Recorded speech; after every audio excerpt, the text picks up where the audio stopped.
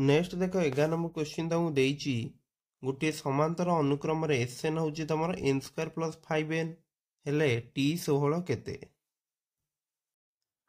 सो देख यही क्षेत्र में तुम कौन कर ना जी टी तुम पचार तुम फास्ट काटिदेव जे एस 16टा केते है जदि टी 15 पचार एस 15 काटिदेव एमती कर एस 16 तुम केते ना 16 स्क्वायर जेहेतु एन जगह 16 पकड़े ठीक पकेब ना 16 स्क्वायर प्लस 5 गुणन 16 16 स्क्वायर हूँ तुम के 256 हम ना बुझीपार 5 को 16 गुणिले हूँ 80 तो 256 युक्त 80 केते तुम 336 नुहे कि ओके।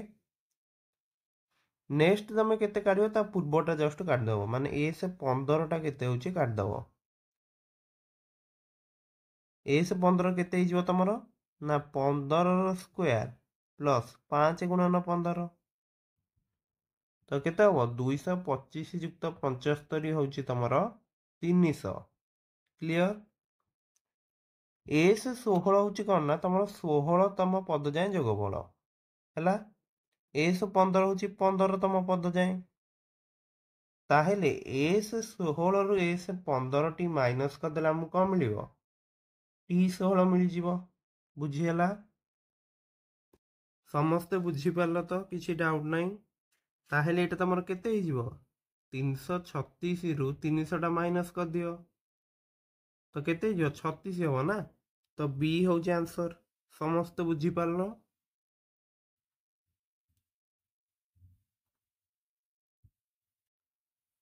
नेक्स्ट 12 नंबर तो मुझे निम्नोक्त मध्य केउ शर्तर अनुक्रमटी एक समांतर प्रगति हम प्रथमटा देख तो मुझे S n equal to 5n square plus 3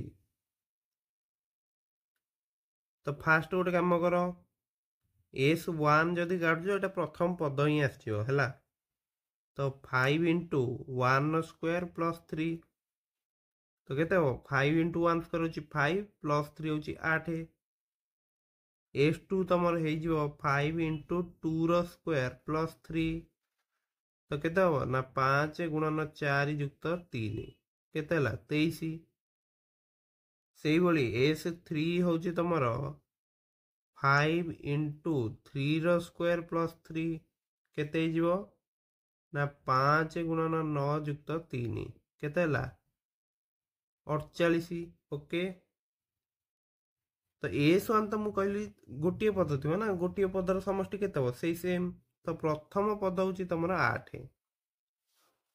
S 2 माने कौन प्रथम दुईटी पदर जोगफल नुहे कि तो प्रथम दुईटी पदर जोगफल हूँ 23 प्रथम पदटा 8 अच्छे द्वितीय पदटा केते 15 क्लियर।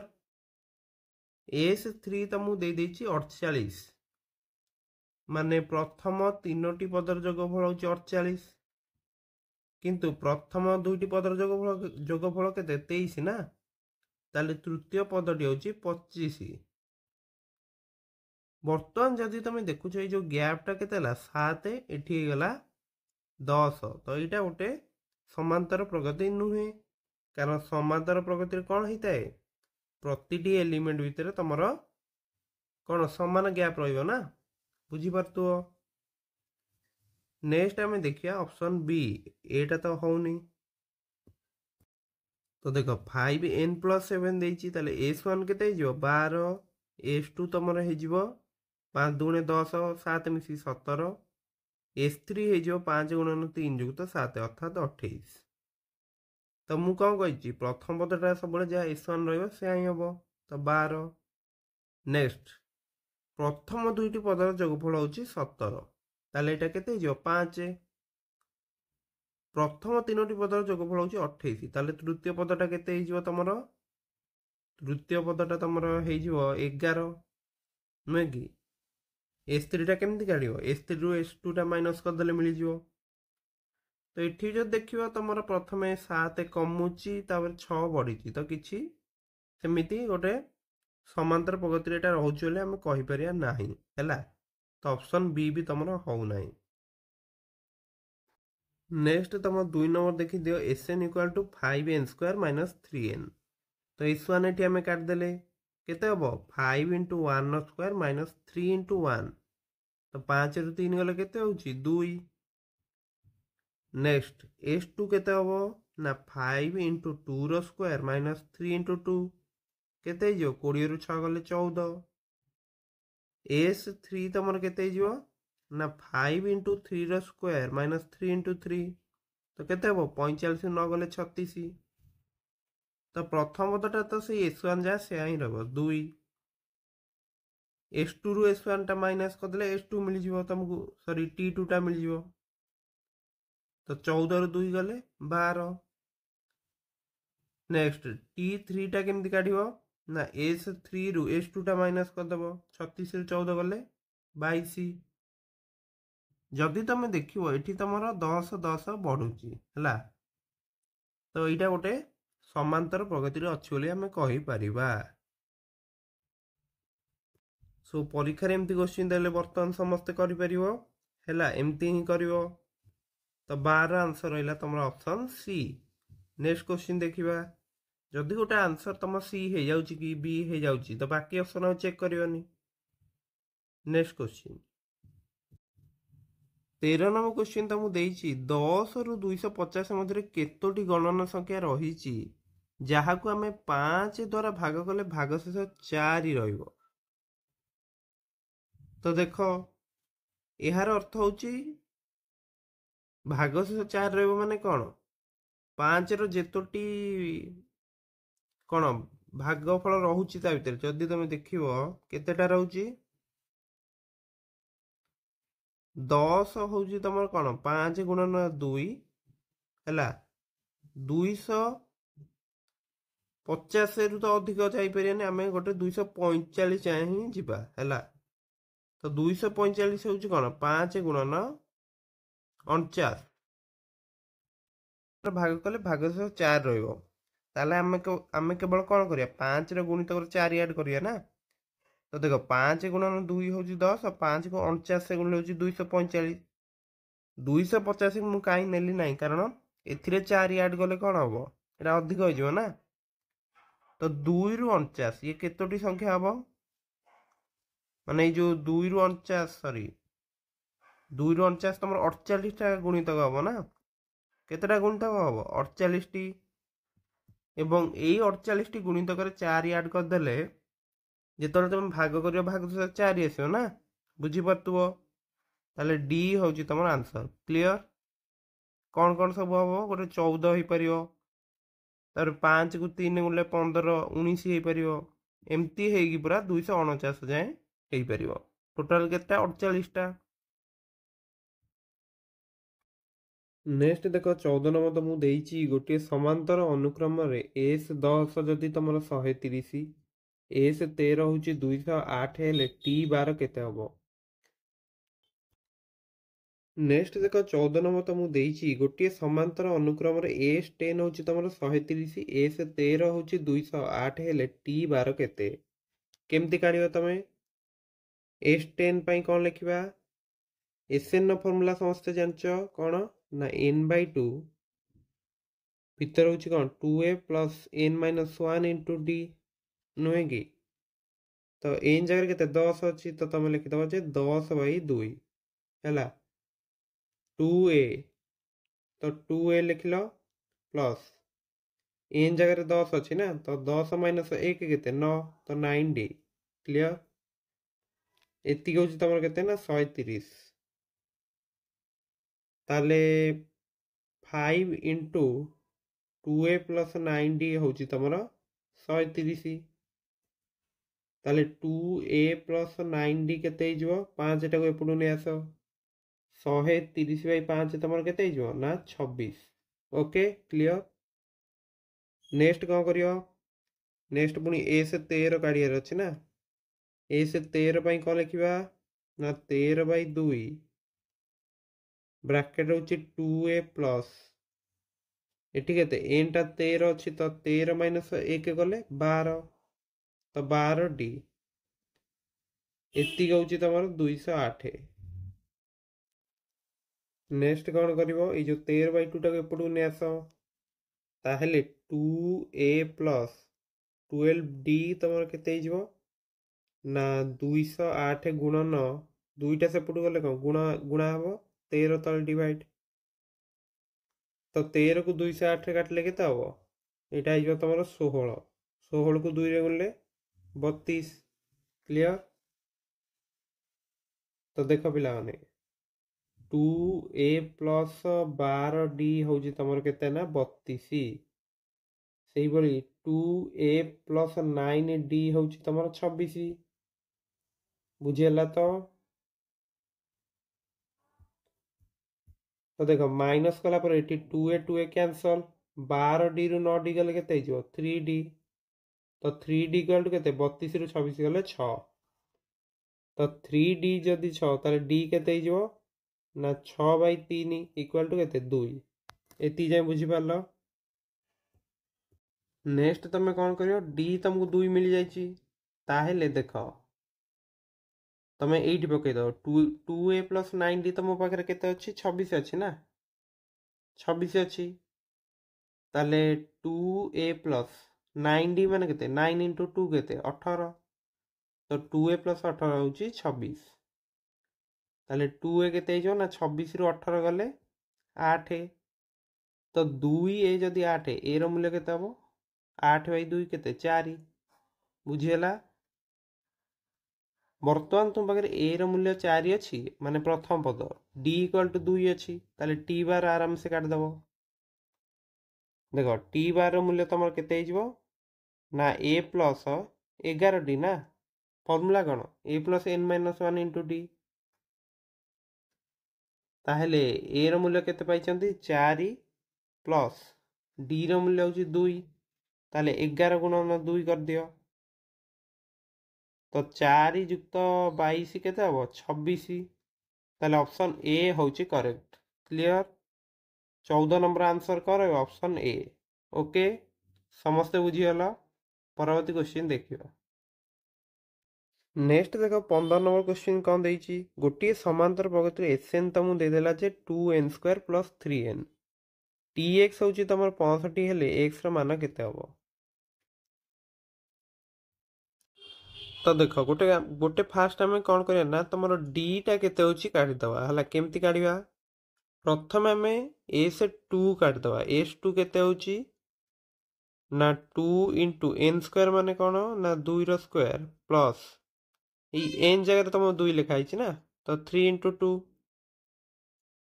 तो ये तुम के ना 2 गुणन 4 प्लस 3 को 2 गुणले 6 ताले 8 युक्त 6 हूँ 14 एति जाए बुझीपार।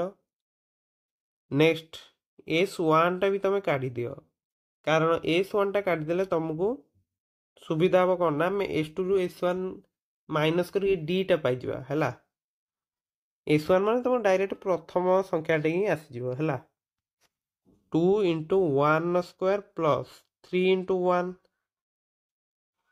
तो 1² तो 1 2 रे गुणले केते हबो ना 2 2 युक्त 3 होची 5 क्लियर ताहले डी तुमको केते मिल जो एठी देखो डी होची तमरो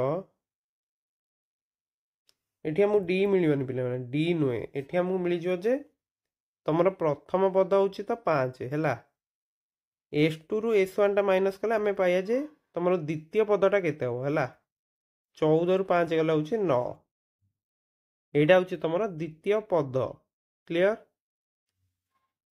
तो यही आम जापर जे तुम डी केते हम 9 रु 5 गला हूँ 4 एवं बुझीपार समस्ते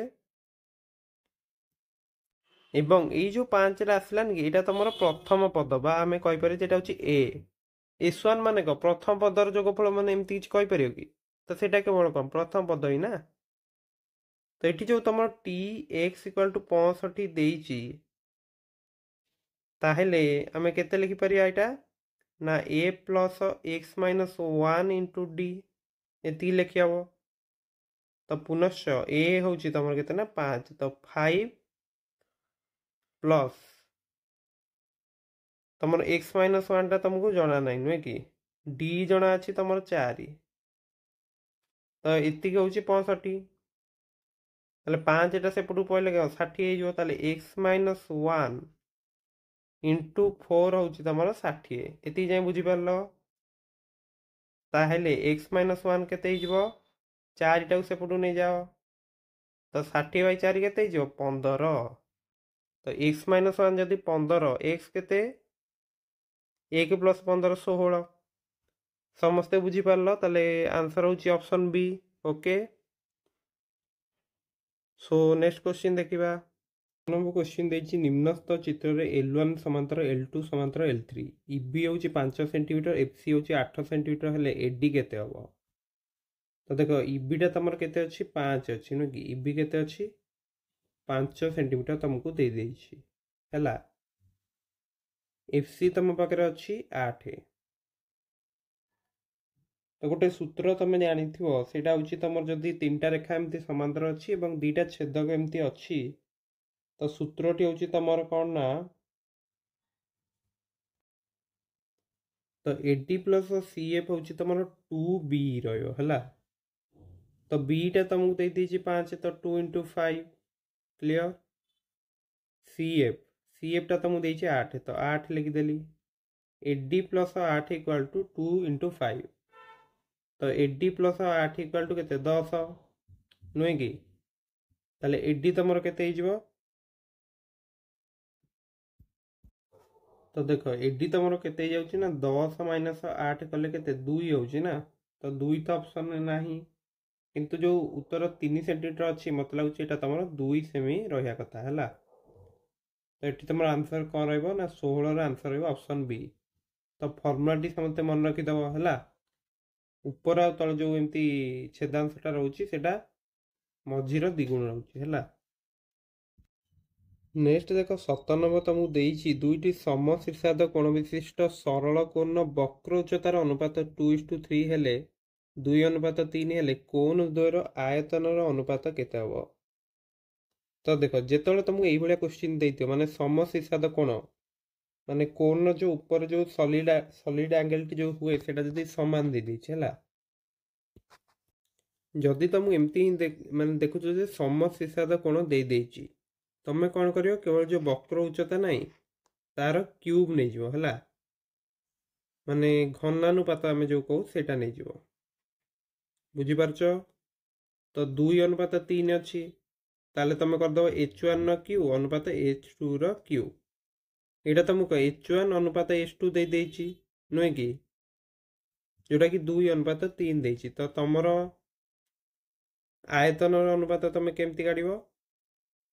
ଆୟତନ ଅନୁପାତ ଏତିକି ରହିବ ହେଲା, H1ର କ୍ୟୁ ଅନୁପାତ H2ର କ୍ୟୁ, ଅର୍ଥାତ୍ ତମର ରହିବ 2ର କ୍ୟୁ ଅନୁପାତ 3ର କ୍ୟୁ। 2ର କ୍ୟୁ ହେଉଛି 8, 3ର କ୍ୟୁ ହେଉଛି 27। ତାହେଲେ D ହେଉଛି ଆନ୍ସର। ସମସ୍ତେ ବୁଝିପାରିଲ ତ? ତ ଏଇଟା ତମର ସେଟ୍ 1ରେ ମୁଁ ଟିକେ ବୋଧେ ରଙ୍ଗ କହିଦେଇଥିଲି ତମକୁ, ଏଇଟା 2:3 କହିଥିଲି ଆଇ ଥିଙ୍କ, କିନ୍ତୁ ଏଇଟା ତମ ଆନ୍ସରଟା ଏତିକି ରହିବ ହେଲା। ଏଇଟା ସମସ୍ତେ ମନେ ରଖିଦିଅ। ନେକ୍ସଟ ଦେଖ 18 ନମ୍ବର ତମକୁ ଦେଇଛି ନିମ୍ନସ୍ଥ ଚିତ୍ରରେ AC = 13 ସେଣ୍ଟିମିଟର, AD = 4 ସେଣ୍ଟିମିଟର ହେଲେ AB ଅନୁପାତ BC କେତେ ହେବ? ତ ଦେଖ ସବୁବେଳେ ଗୋଟେ ମନେ ରଖିଦିଅ, ଯଦି ତମକୁ ଏମିତି AB ଦଉଛି, ABଟା ପିଲାମାନେ କ'ଣ ହେବ ତମର ନା ତମେ ତା ପାଖ ବାହୁଟା ନେଇଯିବ ଯେଉଁଟା ସମକୋଣ ସଂଲଗ୍ନ ବାହୁ, BC ଲେଖିଦେବ। ତାପରେ ଯେଉଁ ଏମିତି ଯୋଗ କରାଯାଇଥାଏ ଏଇଟା କ'ଣ? BD ନା, ଏଇ ଯେଉଁ BDଟା ଲେଖିଦେବ ଗୁଣନ କରିକି ହେଲା। BC ଗୁଣନ BD କଲ, ତାକୁ CD ସହିତ ଡିଭାଇଡ୍ କରିବ ହେଲା। ଏଇଟା ହେଉଛି ତମର ABର ମାନେ AB ବାହୁକୁ ବାହାର କରିବାର ଫର୍ମୁଲା। ଯଦି BC ଦେଇଥିବ, BC ପାଇଁ କ'ଣ ଲେଖିବ? BC ବାହୁ ନେଉଛ ନା, ତା ପାଖ ବାହୁଟା କିଏ? AB, ତ AB ଲେଖିଦେଲ। AB ଗୁଣନ BD ସେମ୍ ରଖିବ ଏବଂ ଯେଉଁଟା ABକୁ ଲାଗିଥିବ ଅର୍ଥାତ୍ AD ସେଇଟା ତଳେ ଲେଖିଦେବ। କ୍ଲିୟର? ଏଠି ତମକୁ ପଚାରିଛି AB ଅନୁପାତ BC କେତେ ହେବ? ତ ଦେଖ ଏଇଥିରୁ ଆମକୁ ମିଳିଯିବ ଯେ AB ଅନୁପାତ BC। BCଟା ଯଦି ୟା ତଳକୁ ନେଇ ଆସିଛ, AB/BC ତମର କ'ଣ ହେଇଯାଉଛି? BD/CD ନା। ବୁଝିପାରୁଛ? ତ ଏଠି ଆମକୁ CDଟା ଦେଇଛି, ଆମକୁ AD ଦେଇଦେଇଛି 4 ନୁହେଁ କି? ताले सीडी टा केते 9 हबो ना, कारण एसी टा होची 13, ताले सीडी होची 9। पुनश्च तमे जानिचो जे बीडी स्क्वायर होची तमरो केते, एडी गुणन सीडी, ताले 4 गुणन 9 होची तमरो बीडी रो स्क्वायर। ताले बीडी केते हिजो, कारण बीडी स्क्वायर टा जदि 36, बीडी टा 6 हबो ना, बुझी होची। सो देखो बीडी ताले तुमको मिलगला एठी 6, सीडी अच्छी तुम पाखे केते अच्छी 9 अच्छी, ताहले एबी बाई बीसी रो मूल्य तुमको केते मिला 6/9, अर्थात 3 काटिदेले 2/3। ऑप्शन अच्छी चेक करो, ऑप्शन ए होची करेक्ट। तो ये फॉर्मूला गुडी जब तुम मन रखुच सब निश्चित भाव में प्रत्येक क्वेश्चन तुम इजिली कर दे पारियो। ओके, नेक्स्ट देखो 19 नंबर क्वेश्चन तुमको देछि एबीसीडी ट्रापेजियम रे कोन होछि ना, एबी समांतर पीक्यू अछि एवं डीसी, एबी समांतर पीक्यू समांतर डीसी हैला। पीक्यू 35 सेंटीमीटर दे देछि, बीक्यू टा 35 अछि, क्यूसी टा 15 सेंटीमीटर अछि हैला। क्लियर। पीडी तमर 18 सेंटीमीटर दे देछि, हेले एडी केते हबो। तो देख पिला माने एई भली क्षेत्र जेतु तुम एबी पीक्यू डीसी समांतर अच्छी, तुम लिखिपर जे बीक्यू बाई मु पूरा बीसीटा नहीं जाऊँ है, बीक्यू बाई बीसीटा लिखिपर, बीक्यू एपटे केते नब एपी नहीं जीव नुहे कि, एपी बाई एडी नहीं जीव है। तो बीक्यू अच्छी 35, बीसी 35 युक्त 15 केते हम 50 इक्वाल टू एपीटा तुम देनी नुहे कि, एपी एपी एपीटा तुम देछि। तो जेहेतु तुम एपीटा देनी आम गोटे कम करिया बी क्यू बाई क्यूसी नवा है, बी क्यू बाई क्यूसी केते हम ना एपी बाई पीडी हो, एपी बाई पीडी हम ना। तो बी क्यू हूँ 35, क्यूसी हूँ 15, एपी तुम केते देनी नुहे कि, पीडी अच्छी 18, ताले एपी रो मूल्य केते हो ना 35/15 गुणन 18। क्लियर। 3 काटले 6, 3 काटले 5, 35 को 5 काटले 7, 7 को 6 रे 42, तो एपीटा तुमको मिलगला 42। क्लियर। ताहले एडी रो मूल्य केते हिजो, एडी तमर होची एपी प्लस पीडी, बुझी पारछ ना। एपी जगह मु पकई देबी 42, पीडी जगह पकई देबी 18, तो एडी रो मूल्य केते हो 42 युक्त 18 होची 60। ताले सी होची आंसर, समस्त बुझी पारलो तो। ओके, तो देखो 20 नंबर तो मुझे देछि निम्नस्थ चित्र एक्स वाई समांतर बीसी, वाई जेड समांतर C X, A Z equal to 6 centimetre, Z भी तुमको देदेला 18 नुहे कि, ताले ए एक्स रो दैर्घ्य केते हबो। देखो एटा तुम 32 नंबर पेज ज्योमेट्री देखो 19 नंबर क्वेश्चन ने तुमको मिल जो जे ए एक्स रो स्क्वायर होची ए जेड इंटू ए बी। तो केमती हैला देखि दियो टिके, तुमर क्यूआर समांतर बीसी तुम, तो देखो एक्स वाई समांतर बीसी अच्छी ना तुम, ताले तुम लिखिपारे जे X by B X equal to A Y by Y C लिखिपार नुहे कि। बर्तमान ताको तुम उल्टे दियो है, X by A X equal to Y C by A Y, एक जोग कर दियो उभय पार्श्व, ताहले एटा तुम केते हिजो पिला माने, एटा तुम हिजोनी कि X B plus A X by A X, X B plus A X टा तुम हिजो ए बी, तो A B by A X से ही यही टर्मटा तुम रही एसी बाई ए वाई, यहाँ इक्वेशन 1 दे दियो।